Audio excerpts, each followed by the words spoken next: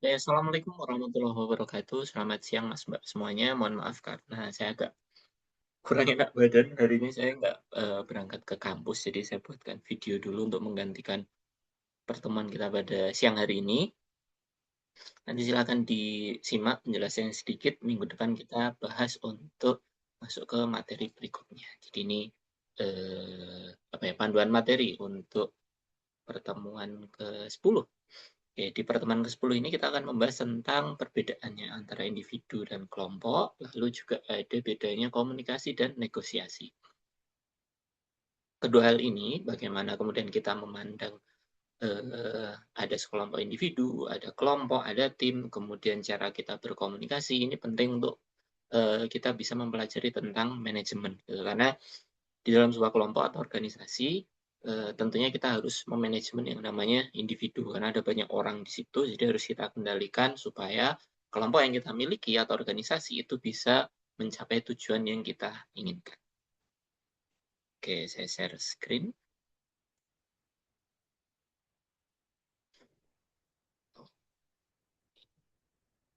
Oke, ini dia materinya. Ini cuma sedikit aja kok. Oke, ini tentang individu dan tim, juga komunikasi dan negosiasi. Oke, kenapa kita harus membahas individu dan tim? Karena di dalam konsep manajemen sendiri, to manage gitu, tim yang kita miliki itu di dalamnya berisikan eh, banyak individu gitu, orang-orang yang kemudian berkumpul menjadi satu untuk mencapai tujuan tertentu. Jadi dari definisinya sendiri, apa itu kelompok? Jadi kelompok adalah dua orang atau lebih yang kemudian berinteraksi. Setelah berinteraksi, mereka saling tergantung, yang berkumpul bersama untuk mencapai tujuan tertentu. Misal nih, kalian mendapatkan tugas untuk diselesaikan secara berkelompok. Gitu. Jadi kalian berkelompok itu tujuannya untuk menyelesaikan tugas. Dan dalam pelaksanaan mengerjakan tugasnya, kalian akan berinteraksi, saling tergantung untuk mencapai tujuan yang kita inginkan tadi. Kita pengen selesai tugasnya. Nah, berdasarkan sifatnya, kelompok ini dibagi jadi dua. Ada kelompok formal, yaitu kelompok yang dibentuk oleh organisasi yang memiliki penugasan kerja yang terancang dan tugas yang spesifik. Ini contohnya seperti kelompok-kelompok yang resmi gitu. Kita punya kepanitiaan PKKBN misalnya, itu kelompok formal karena dibentuk oleh fakultas, kemudian ada pembagian tugasnya dan dia spesifik. Bagian dokumentasi artinya dia bikin eh, membuat foto dan video, bagian humas nanti menghubungi pembicara dan lain sebagainya. Nah, ada juga namanya kelompok informal. Ini kelompok sosial yang dia terbentuk di tempat-tempat yang lebih bebas gitu, sebagai tanggapan terhadap kebutuhan akan hubungan sosial. Kita sebagai individu, sebagai makhluk sosial gitu, kita membutuhkan orang lain untuk bisa tetap hidup gitu. Jadi kita berinteraksi dengan orang lain itu membentuk sebuah kelompok informal. Kalau kita membicarakan di tempat kerja atau di kampus gitu ya, kelompok informalnya ya teman kita nongkrong lah, itu kelompok informal. Gitu. Karena kita terhubung dengan hubungan sosial ke teman kita. Nah, contoh kelompok formal, ini yang pertama ada kelompok komando, tadi yang saya contohkan adalah kepanitiaan di kampus gitu. Jadi ini bentuk yang tradisional yang ditentukan oleh hubungan wewenang formal. Dia digambarkan oleh struktur organisasi. Jadi jelas uh, tim A ini berkomunikasi kepada siapa, dia bertanggung jawab kepada siapa. Ini contoh kelompok komando. Jadi jelas untuk pembagian kerjanya, siapa yang memimpin, siapa yang harus melaporkan itu muncul di kelompok komando. Kemudian juga ada tim lintas fungsi. Ini membawa pengetahuan dan keahlian individu dari berbagai bidang untuk menghasilkan solusi atas berbagai masalah. Ini contohnya ketika ada tim pembangunan gitu misalnya. Nanti ada yang khusus untuk bongkaran, ada yang khusus untuk desain, ada khusus untuk finishing, itu beda-beda. Itu tim lintas fungsi, bekerja bareng tapi fungsinya beda-beda. Ada juga tim pengelola sendiri. Jadi ini kelompok mandiri. Jadi selain melakukan pekerjaan operasi, dia mengambil tanggung jawab manajemen tradisional juga yang sering kita lakukan. Dari perencanaan, penyusunan jadwal, sampai evaluasi kerja. Dia mengelola dirinya sendiri. Contohnya seperti di himpunan mahasiswa misalnya. Dia ada program kerjanya yang di situ dia merencanakan, kemudian menyusun jadwal sampai evaluasi kerja dari program kerjanya. Ada juga namanya satuan tugas. Ini tugasnya terbatas di waktu tertentu saja untuk menyelesaikan tugas tertentu. Jadi jika tugasnya sudah selesai, kelompok ini bisa dibubarkan. Itu namanya satgas, satuan tugas. Tergantung ini misal satgas ujian gitu. Ya, nanti ada timnya sendiri untuk menentukan jadwal ujian tengah semester misalnya. Nanti ada yang bagian penggandaan soal, ada yang kemudian verifikasi soal, itu satuan tugas. Begitu pekerjaannya selesai, kelompoknya dibubarkan. Nah, kenapa sih kemudian kita membentuk kelompok? Ini ada kaitannya dengan motivasi kemarin. Yang pertama, ada kebutuhan sosial, social needs. Kemarin di Maslow juga ada kebutuhan sosial. Jadi orang membentuk kelompok karena dia butuh berinteraksi, butuh dia berhubungan dengan orang lain. Untuk kemudian dia bisa mengupdate kehidupannya atau kemudian berbagi cerita macam-macam. Itu social needs. Kemudian ada security needs, kebutuhan keamanan. Orang kalau sudah tergabung di dalam kelompok, dirinya merasa aman karena ada yang melindungi di situ. Kemudian ada kebutuhan penghargaan, esteem needs gitu. Jadi dia tergabung ke dalam sebuah kelompok karena dia pengen mendapatkan kesempatan untuk mendapatkan penghargaan. Kemudian ada alasan kedekatan, proximity gitu. Kita udah sering main sama teman kita, akhirnya kita menasbihkan kita orang-orang yang ada di situ untuk sebagai sebuah kelompok, teman nongkrong gitu. Ya, itu karena kedekatan. Kemudian karena ada ketertarikan, ada attraction, kita tertarik dengan kelompok tertentu karena kegiatannya menarik ya, ya udah aku ikut saja. Kemudian ada tujuan-tujuan kelompok, ada group goals, bagaimana sebuah kelompok itu punya tujuan yang akhirnya dia menarik orang untuk join ke dalam.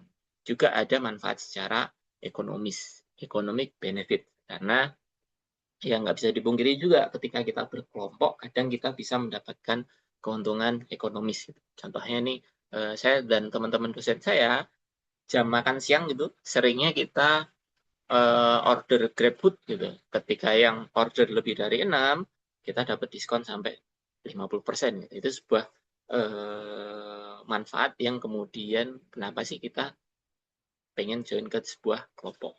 Ini alasan-alasan kenapa kita membentuk kelompok. Ya, selanjutnya, untuk kita membentuk sebuah kelompok, ada tahapan yang harus kita lalui. Gitu.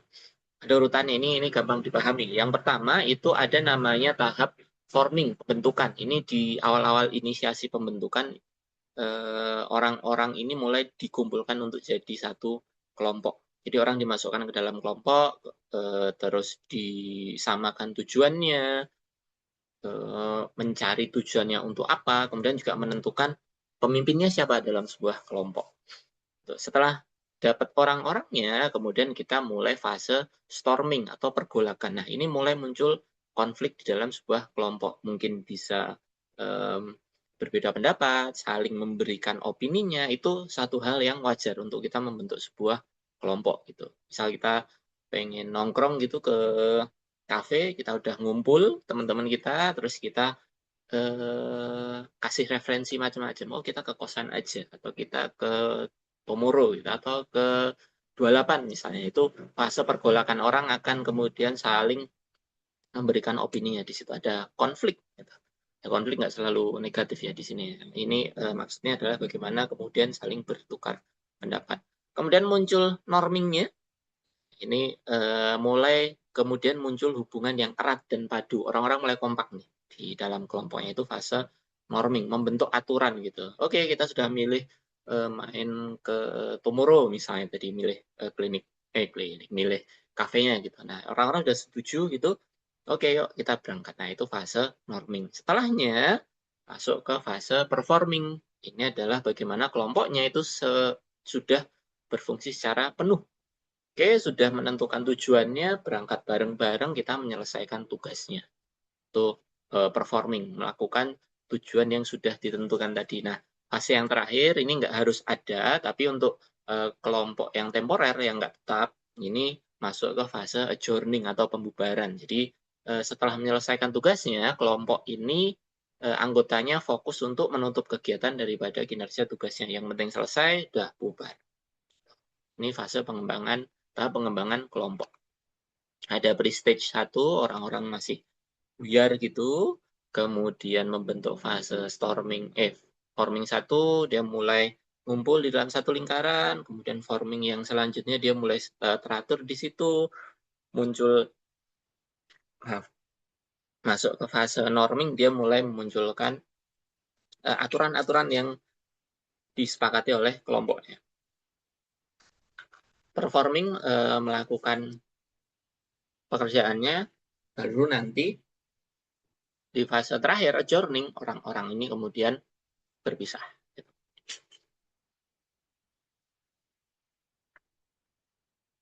Ini tahap pengembangan kelompok. Mungkin kita nggak sadar, tapi ini yang kemudian kalau diurutkan dengan mekanismenya, ini terjadi di setiap kita membentuk kelompok. Oke, konsep dasar kelompok, yang pertama ada peran. Jadi anggota kelompok itu pasti punya perannya masing-masing, gitu ya. Dia menduduki posisi tertentu di unit sosial tertentu atau di kelompok tertentu gitu. Ada yang jadi ketua, ada yang jadi sekretaris, ada yang jadi bendahara, itu peran. Nah, kemudian ada namanya norma. Norma ini aturan yang disepakati oleh semua anggota kelompok. Terus ada status, ini mirip dengan peran, tapi status ini dia lebih ke peringkatnya, posisinya gitu. Jadi dia dalam kelompok muncul nih, oh dia statusnya sebagai ketua, sekretaris, bendahara. Kalau peran tadi sama juga, ketua, sekretaris, bendahara, tapi lebih ke kerjanya seperti apa. Oh, ketua itu nanti kerjanya mengkoordinir, sekretaris dia bagian nyatet, bendahara bagian keuangan. Contohnya seperti itu.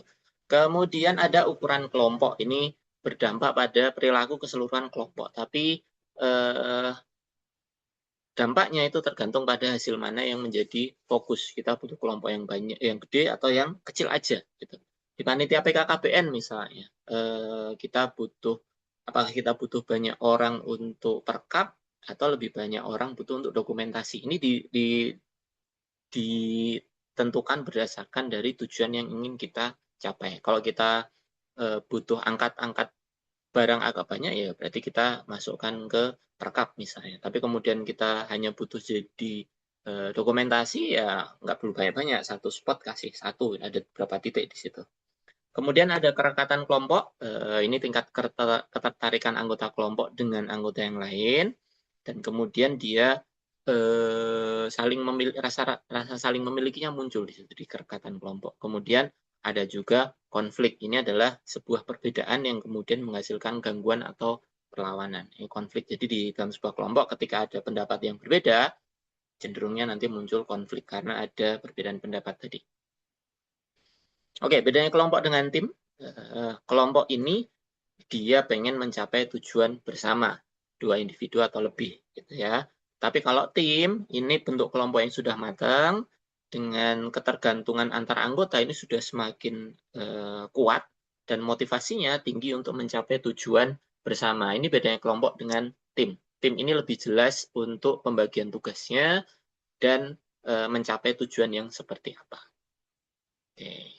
Jenis timnya ada tim satu fungsi, ini tersusun dari manajer dengan bawahannya itu di satu fungsi tertentu, atau kemudian tim yang dikelola sendiri.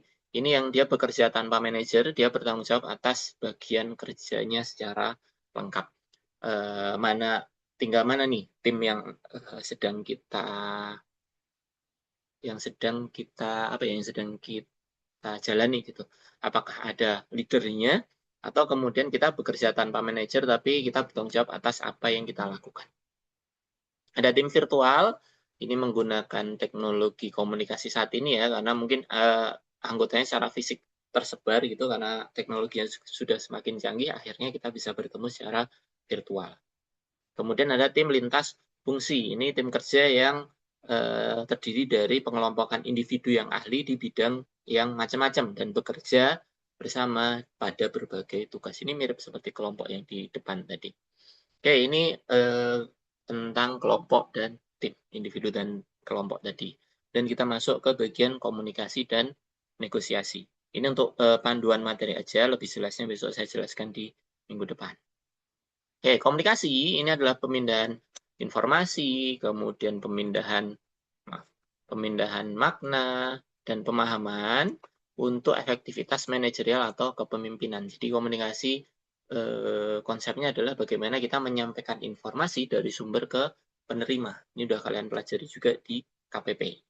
Jadi komunikasi ini adalah inti bagi seorang manajer untuk menjalankan kepemimpinan secara efektif. Karena manajer ini nanti akan membagi informasi ke anggotanya. Jadi manajer perlu mengembangkan keterampilan komunikasi untuk mengatasi hambatan dalam organisasi, terutama dalam konteks negosiasi yang seringkali dipengaruhi oleh perbedaan budaya. Jadi komunikasi ini jadi hal yang penting, karena kalau nggak ada komunikasi, kita nggak bisa membagi tugas ke anggota kelompok kita. Jenisnya bisa verbal ataupun non-verbal. Verbal itu menggunakan bahasa dan lisan gitu. Dengan lisan ataupun tertulis dengan kata-kata. Nah, kalau non-verbal ini menggunakan hal yang selain lisan dan tulisan. Dengan cara berpakaian, gestur tubuh kita, ekspresi wajah, kita ambil jarak dengan orang lain itu termasuk komunikasi non-verbal juga. Jadi ini bisa menyampaikan pesan yang lebih kuat bahkan tanpa kata-kata. Ingat di KPP, komunikasi yang non-verbal ini menguatkan makna dari komunikasi yang verbal. Bahkan lebih dominan digunakan untuk berkomunikasi, komunikasi non-verbal ini. Oke, nah komunikasi dalam organisasi ini kita bedakan berdasarkan arahnya gitu. Apakah kita sebagai manajer, komunikasinya kita ke bawah, downward communication, atau kemudian kita sebagai anggota tim, kita komunikasinya ke atas dengan pimpinan kita, upward communication. Atau kita berkomunikasi dengan sesama anggota tim, itu namanya komunikasi lateral. Jadi ada arahnya, apakah kita berkomunikasi ke level yang lebih tinggi, atau kita berkomunikasi ke level yang lebih rendah, atau di level yang setara. Ini akan menunjukkan fungsi budaya hierarkis di situ. Jadi ada urutannya, gitu. Posisi kita ada di mana. Cara kita berkomunikasi ke level manager atau kita berkomunikasi ke level bawahan itu pasti berbeda. Bahasa yang digunakan termasuk tata krama itu akan berbeda ketika kita berkomunikasi dengan pimpinan, berkomunikasi dengan anggota tim kita atau sesama teman kita. Nih, ada kemudian kita bagi menjadi jenis komunikasinya. Ada yang formal, ada yang informal. Gitu. Yang formal communication, ini dia terencana dan diatur oleh organisasi. Dia butuh otoritas gitu, untuk kemudian komunikasinya itu bisa berjalan sesuai dengan urutannya. Oke, kemudian komunikasi formal ini menunjukkan struktur formal dari organisasi, bagaimana kita berkomunikasi dengan level yang berbeda tadi. Lalu juga menunjukkan siapa yang bertanggung jawab untuk penyebaran informasi. Ini kemudian menunjukkan bagaimana penerimaan yang pas di antara anggota tim di situ. Kemudian bisa dimodifikasi oleh organisasi, kemudian ada konsekuensi ketika kita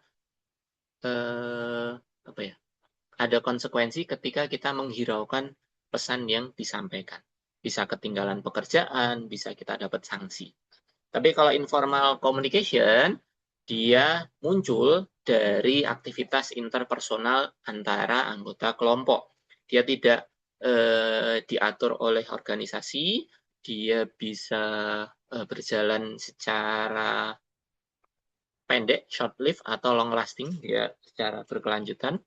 Itu ini lebih seringnya lateral antara anggota kelompok dibandingkan yang vertikal. Kemudian informasinya bisa berjalan dengan sangat cepat dan kemudian juga bisa bekerja, bisa untuk work related dan non-work information.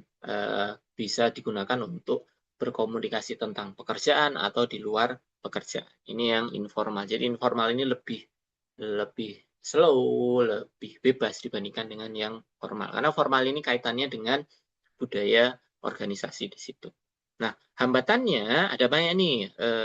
Ada hambatan interpersonal. Biasanya ini yang sering muncul ketika kita berkomunikasi.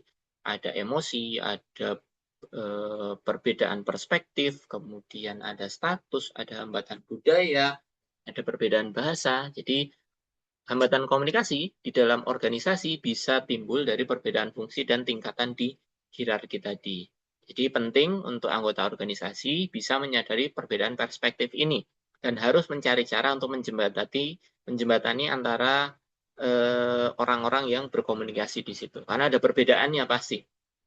Ketika kita ngobrol atau kita melaporkan pekerjaan kepada manajer kita, sudah pasti nanti kita harus mencari bahasa yang tepat untuk kita bisa berkomunikasi dengan level manajer. Akan berbeda ketika kita berkomunikasi dengan rekan pekerjaan kita. Kita lebih slow lagi di situ. Nah, kemudian masuk ke bagian negosiasi. Negosiasi ini bentuk komunikasi yang penting untuk dikuasai oleh manajer. Ini didefinisikan sebagai proses berunding. Negosiasi ini adalah proses berunding untuk mencapai kesepakatan antara dua pihak yang memiliki kepentingan dan preferensi berbeda. Tujuannya untuk menemukan kesepakatan yang menguntungkan untuk kedua belah pihak. Karena kemudian negosiasi ini melibatkan komunikasi yang intensif, jadi komunikasi dan negosiasi ini nggak bisa dipisahkan. Kita nego, kita mencari titik temu mana sih yang sama-sama menguntungkan. Prosesnya, gitu, ini interaksinya dinamis gitu antara dua belah pihak. Bisa kita melakukan di satu forum khusus gitu, atau kita melakukannya dengan lebih santai lagi gitu. Ini akan dipengaruhi oleh budaya masing-masing pihak. Jadi penting juga kita untuk belajar budaya. Urutannya yang pertama planning dan persiapan gitu. Perencanaan dan persiapan. Ini kita akan menentukan kita pengen dapat poin apa yang menguntungkan untuk kita. Setelah didapatkan, kita mulai untuk membentuk hubungan dengan orang yang atau dengan pihak yang kita ajak untuk bernegosiasi. Lalu masuk ke pertukaran informasi, saling komunikasi di sini untuk kemudian menentukan dia pengennya apa, kita pengennya apa, kita ambil tengah-tengahnya supaya sama-sama menguntungkan. Dalam negosiasi sudah pasti kita akan mengajak untuk masuk ke lebih banyak ke keinginan kita gitu, persuasion attempt untuk mengajak supaya kita bisa lebih untung gitu. Kemudian baru masuk ke agreement. Persetujuannya seperti apa. Ini proses dari negosiasi secara umum.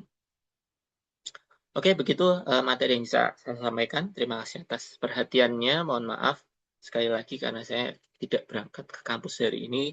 Besok kita ulang lagi secara sekilas tentang komunikasi, negosiasi, individu, dan kelompok ini. Oke, terima kasih. Assalamualaikum warahmatullahi wabarakatuh.